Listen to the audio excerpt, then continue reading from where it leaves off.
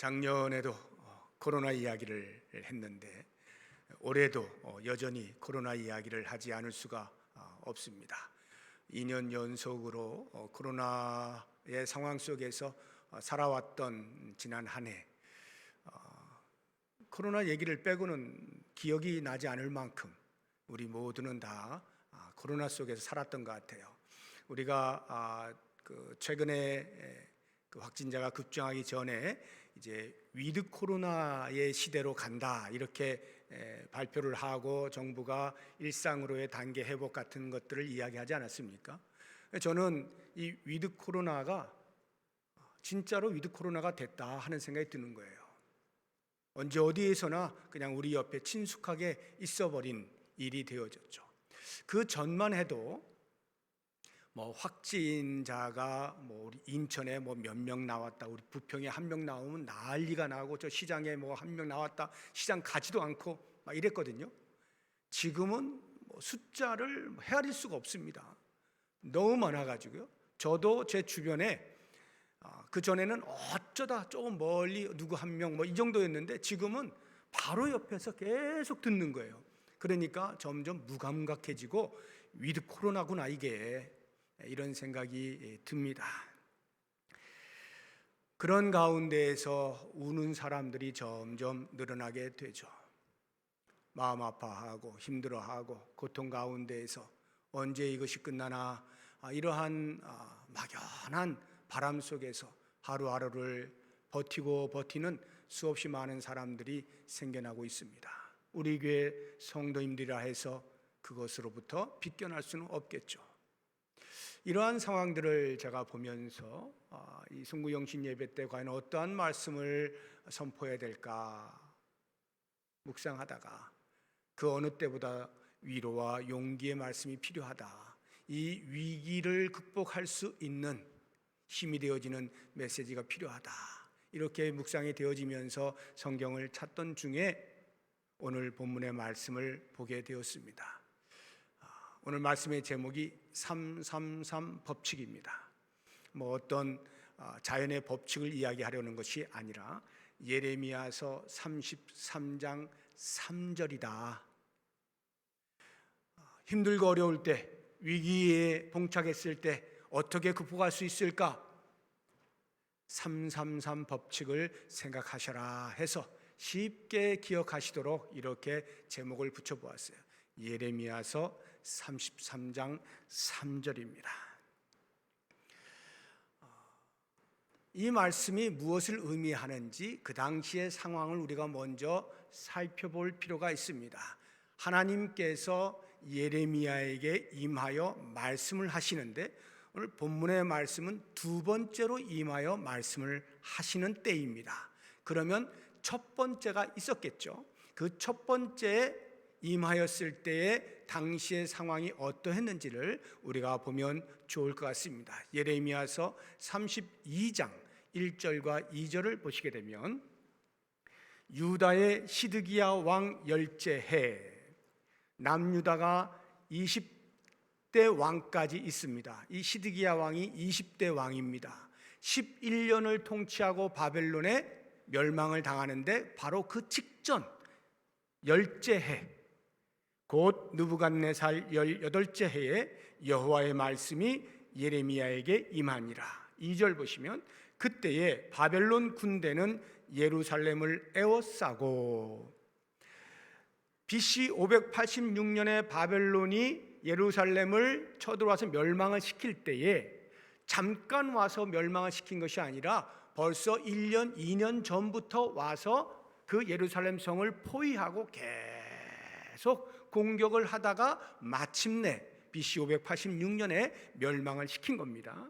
선지자 예레미야는 유다의 왕의 궁중에 있는 시위대 뜰에 갇혀 있습니다.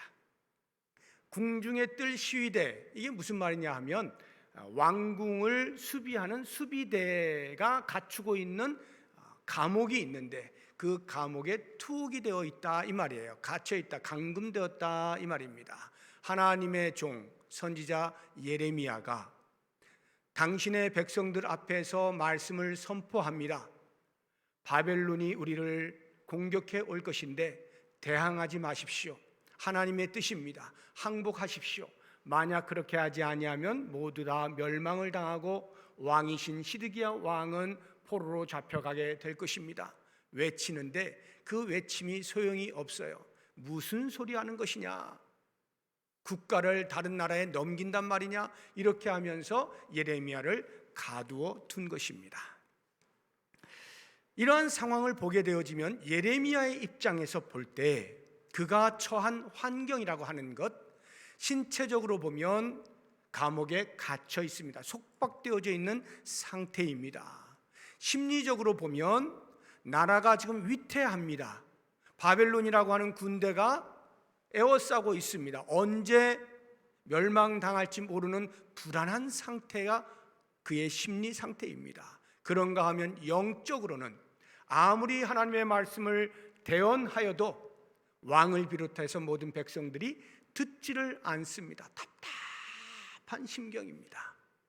이와 같은 때에 하나님께서 말씀으로 예레미야에게 그 입에 담아 주시는 거예요. 어떤 내용이냐? 비록 지금 너희들이 바벨론에 의해서 멸망을 당하게 된다 할지라도 70년 후가 되면 내가 다시 너희 민족을 고토로 돌아오게 하면서 회복을 시켜줄 것이다 하는 회복에 대한 약속의 예언을 예레미야에게 담아주신 것이 첫 번째 나타나셔서 주신 말씀입니다. 그러니 그 말을 듣게 되어진 예레미야가 얼마나 가슴이 벅차 올랐겠어요. 그의 신체적으로, 심리적으로 또는 영적으로 전부 어느 한 곳에서 답을 찾을 수 없는 상황 가운데에서 하나님께서 그런 회복의 예언의 말씀을 주시니까 그 말씀을 이스라엘 백성들에게 전달할 때 얼마나 뿌듯했겠어요. 그렇구나, 우리가 그저 죽기만 하는 것은 아니로구나, 하나님께 다시 우리를 살려주시는구나 하는 소망을 갖게 된 것이죠. 그런데 이제 오늘 본문의 말씀을 보게 되면 두 번째 하나님의 말씀이 예레미야에게 임하게 됩니다. 33장 1절을 보겠습니다. 예레미야가 아직 시위대 뜰에 갇혀 있을 때에 여호와의 말씀이 그에게 두 번째로 임하니라, 이렇게 돼 있죠. 여기에 보시면 좀 의아한 것이 시위대 뜰 안에 여전히 갇혀 있습니다. 이게 무엇을 의미하는 것일까요? 예레미야가 하나님의 말씀을 들고 백성들에게 선포할 때 이제 하나님께서 우리 민족을 다시 회복시켜 주십니다. 그 말씀을 저에게 주셨습니다. 희망을 가집시다.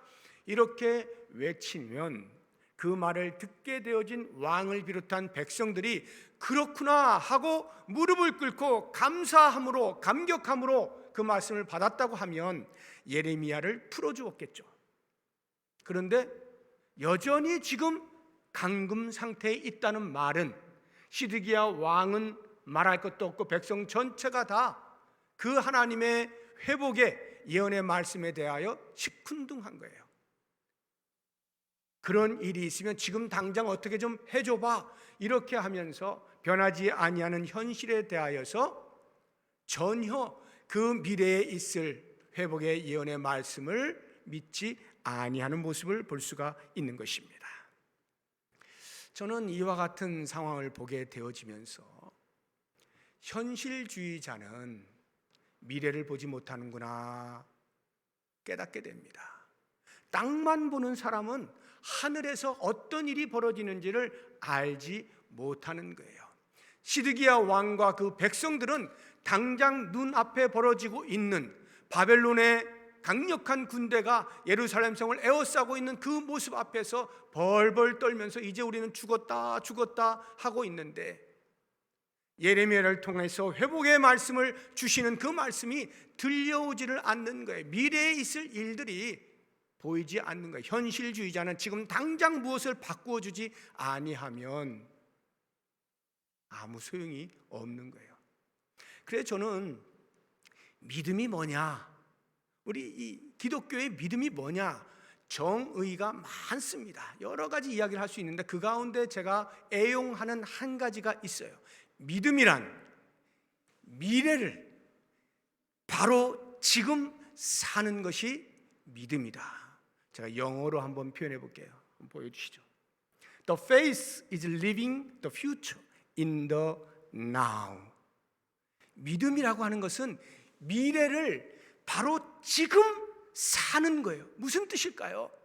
당장에 어떤 일들이 벌어지지 않아요. 지금 당장에 내 눈에 시원한 것들이 보이지 않습니다. 답이 보이지 않아요. 그런데도 불구하고 약속의 말씀을 붙잡고 미래에 일어나게 될 일을 지금 내가 사는 것, 이게 기독교 신앙이에요. 이게 믿음이에요. 그런데 예레미야에게 있었던 그 믿음이 시드기야와 이스라엘 백성들에게는 있지 아니하였던 거예요. 현실적으로 여전한 포위 가운데 있는 그 상황을 보고 미래에 하나님께서 약속하신 것을 부여잡지 못하는 어리석은 모습을 보게 되는 것입니다. 그래서 하나님께서 다시 예레미야에게 임하여서 두 번째 말씀을 주시는 거예요. 다시 회복의 말씀을 또 반복하여 주시는 거예요. 그래서 33장을 쭉 읽어보시면 계속해서 회복에 대한 내용들이 나오는 것을 볼 수 있어요. 그런데 이 두 번째 임한 말씀 속에서는 한 가지 특징이 있어요.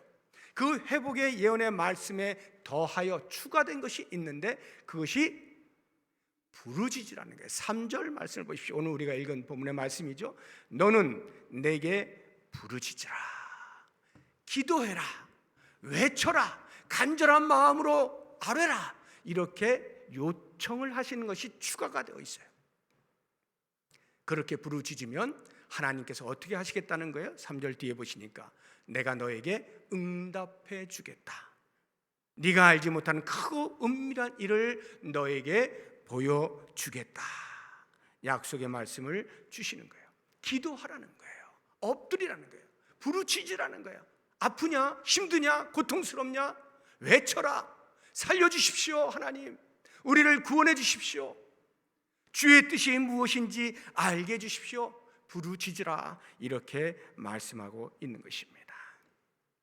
절체절명의 상황 가운데 있는 유다 백성들을 향하여서 하나님께서는 부르짖으라고 요청을 하시는 거예요. 우리의 삶을 한번 봅시다. 코로나가 잠시 있다 갈 줄로 알았어요. 벌써 2년이 흘러가고 앞으로도 사라질 기미가 도무지 보이지 아니하는 이러한 상황 가운데 얼마나 많은 신음이 여기저기에서 들려오고 있습니까? 이 고통과 어려움, 고난의 시간들 속에서 과연 성도된 자들은 어떻게 해야 될까요? 다른 그 무엇에 으뜸하여서 하나님 앞에 나와 부르짖는 거예요. 하나님 살려주세요. 살려주세요. 하나님 살려주세요. 그리고 이 코로나가 과연 무엇을 의미하는지 우리로 하여금 깨닫게 해주세요. 이러한 부르짖음이 있어야 하는 것입니다. 우리에게 부르짖을 수 있는 한 해에 있어서는 절망이란 없습니다. 진정한 절망의 상황은 어떠한 때냐? 우리가 부르짖는데 듣는 사람이 없을 때, 그것이 절망이에요. 가슴이 터져나가는 답답함이 있을 때 어떻게 합니까? 바닷가 찾아가잖아요. 그 파도 소리 나는 데서 크게 외치지 않습니까? 내 속에 있는 그 모든 터져나가는 그 이야기들을 막 혼잣말로 쏟아내잖아요. 그렇게 하면 잠깐이라도 시원해지잖아요. 해결책은 없지만 시원해지잖아요. 그런데 그 시원한 것, 그것으로 끝이고 다시 일상으로 돌아오면 또 답답함이 있죠. 내가 부르짖는데, 도와달라고 외치는데 듣는 사람이 없으면 그것이 절망이에요.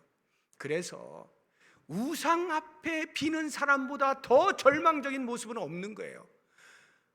사람이 만든 그 우상 앞에 제발 내 말 좀 들어줘, 내 말 좀 들어줘 하고 외치는 그것보다 더 절망적인 상황이 어디 있어요? 도무지 듣지 못하는 것에게 내 마음 좀 알아달라고 외쳐봐야 절망의 깊이만 더해갈 뿐이죠. 또 다른 절망은 무엇일까요? 듣는 사람이 있어요. 그런데 그 듣는 사람이 나의 문제를 해결할 능력이 없다면 이 또한 절망적이겠죠. 무엇인가 내가 필요한 게 있어서 부모님에게 요청을 했는데 부모님이 그것을 해결해 줄 능력이 없을 때 말한 사람도 답답하고 들은 사람도 답답하고 인간이 갖는 한계의 비애를 느끼지 않겠습니까? 거기에서 절망이 찾아오게 되겠죠. 또 다른 절망의 상황은 뭘까요? 능력이 되어 들어 그래서 내가 해줄 수 있다. 능력이 있는데 해주고 싶은 마음이 없어요. 도와주고 싶은 의지가 없어요. 필요성을 못 느껴요. 그러면 아무리 부르짖어 봐야 소용없겠죠. 부르짖으면 부르짖을수록 허망함만 더해질 뿐이죠. 야, 분명히 저 사람 해줄 수 있는데 왜 안 해줄까? 왜 안 해줄까? 절망의 나락으로 빠질 수밖에 없는 것입니다. 그런데요, 우리가 하나님께 부르짖는 것은 이 모든 가정이 필요가 없는 거예요. 왜? 우리 하나님은 지금도 여전히 살아계셔서 우리의 기도를 간절히 기다리고 계시는 분이거든요. 우리의 기도를 들으시는 분이시거든요. 들으실 뿐만 아니라 그 모든 내용 어떤 것이라도 해결하지 못할 분이 아니거든요. 무엇이든지 해결할 수 있는 능력을 충분히 가지신 전능하신 하나님이시거든요. 나아가서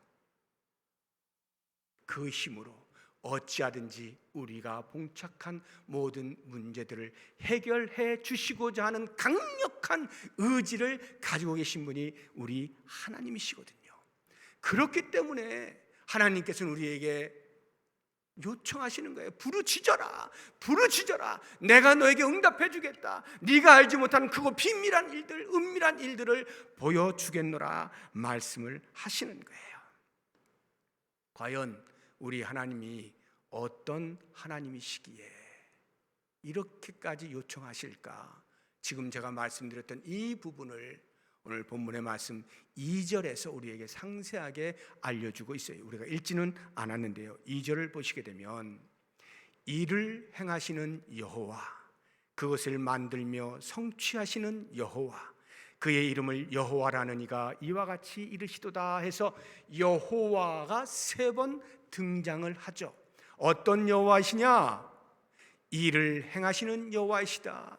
그것을 만들며 성취하시는 여호와이시다. 하나님의 이름이 여호와이시다. 이 3가지를 말씀을 하고 있어요. 이 가운데에서 첫 번째와 두 번째, 일을 행하시는 여호와 그리고 그것을 만들며 성취하시는 여호와는 같은 말을 반복하여서 강조해서 다른 표현으로 쓰고 있는 거예요. 여기에 일이라고 하는 것이 2가지 이해가 가능합니다. 하나는 언어적으로 볼 때 여기에 일은 땅을 말하는 거예요.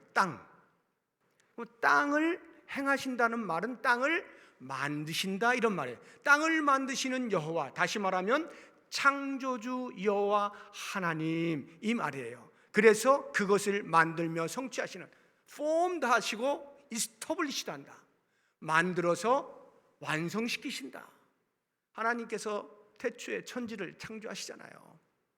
이 말의 의미는 전능하신 하나님이시다 이 뜻이에요. 전능하신 하나님, 그것을 우리에게 알려주고 있는 거예요.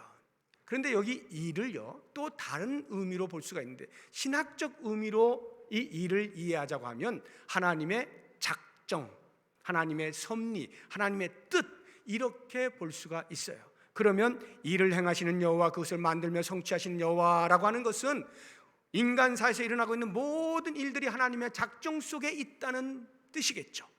지금 유다 백성들을 공격하는 바벨론이 예루살렘 성을 포위하고 있는 그것조차도 하나님의 작정 속에 있는 것이며, 그 속에서 벌벌 떨고 있는데 하나님께서 약속의 말씀을 주시고 회복하게 해주시겠다 하시는 그것을 붙잡을 수 있는 것도 하나님의 작정 속에 있는 것이고, 70년이 지나서 다시 한번 그 약속의 말씀을 이루어내셔서 고토로 돌아오게 하시는 것도 하나님의 작정 속에 있다는, 모든 인간사에 일어나는 일들이 다 하나님의 작정 속에 있다, 섭리 가운데 있다, 이 말씀을 의미하고 있는 것이에요.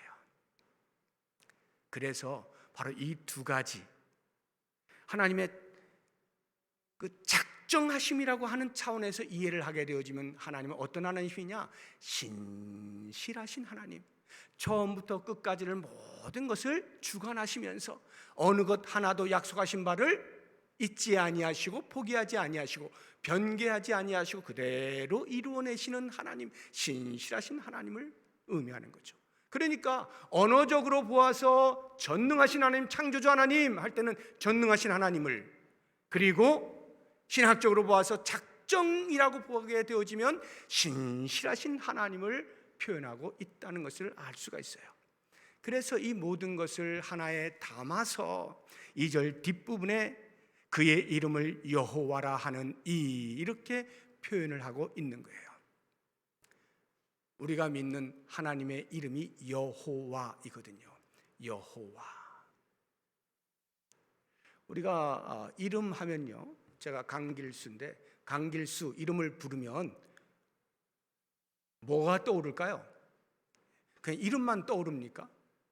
이름하고 그 사람은 분리할 수가 없죠. 인간의 전 존재, 인격과 명예가 그 이름에 달려 있는 거예요. 그래서 사람들이 종종 이런 이야기 하잖아요. 뭐 맹세할 때, 약속할 때 내 이름 걸고 반드시 지킬게, 내 이름 걸고. 이름을 걸어봐야 뭐합니까? 그런데 그 이름을 건다는 말은 전 존재를 건다 이 말이에요. 자신의 명예를 놓고, 이런 뜻이겠죠. 그러면 하나님의 이름이 여호와다라고 할 때 그 여호와라 하는 이름에 담겨 있는 전 존재, 하나님의 전 존재는 무엇이냐 이 말이에요. 여호와란 이름의 뜻을 알면 금방 알 수가 있어요. 여호와의 이름의 뜻은 스스로 있는 자라는 뜻이에요. 영어로 하면 이렇게 돼 있어요. I am who I am. 나는 나다 이 말이에요. 여호와의 이름의 뜻이 나는 나야. 무슨 의미일까요? 나는 나야. 쉽게 이야기하면 나는 내 마음대로 하는 사람이야, 이런 뜻이에요. 그런데 그게 나쁜 의미가 아니라 완벽한 차원에서 전능하시다 이런 말이에요. 신실하시다 이 말이에요. I am who I am. 나는 무엇이든지 할 수 있고, 나는 한 번 말한 것을 어기지 아니하고 반드시 지켜 이 말이에요.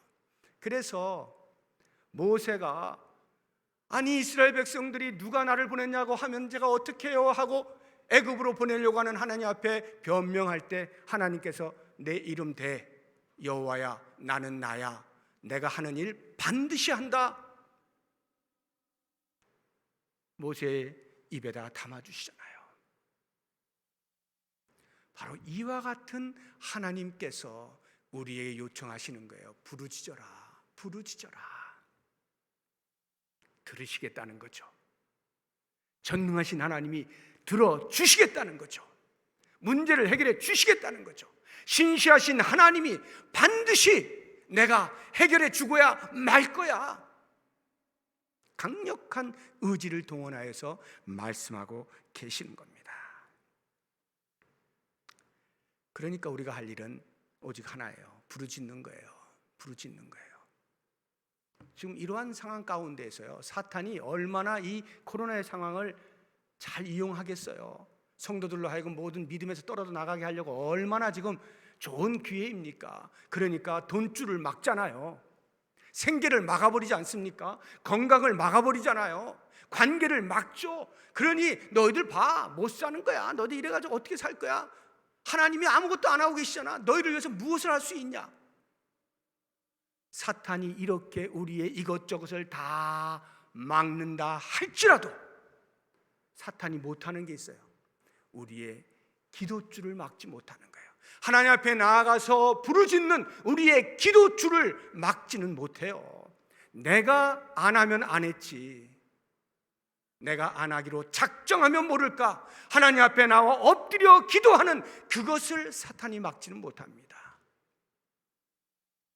누구도 막을 수 없는, 어떤 환경도 막을 수 없는 우리에게 있어서 가장 확실한 문제 해결의 방법, 하나님 앞에 나와서 부르짖는 이것을 할 때 하나님께서는 신실하게 당신의 전능하심으로 응답해 주시겠다 약속하시는 겁니다. 사랑하는 성도 여러분, 우리가 이렇게 힘들고 어렵고 도무지 답이 보이지 아니한 답답한 상황 가운데 걸어가면서 과연 어떻게 하루하루를 버팁니까? 우리가 버틸 수 있는 건 다른 데 있지 않아요. 내 힘으로, 내 의지로 안 됩니다. 하나님 앞에 나와 엎드리면서 하나님 살려주세요.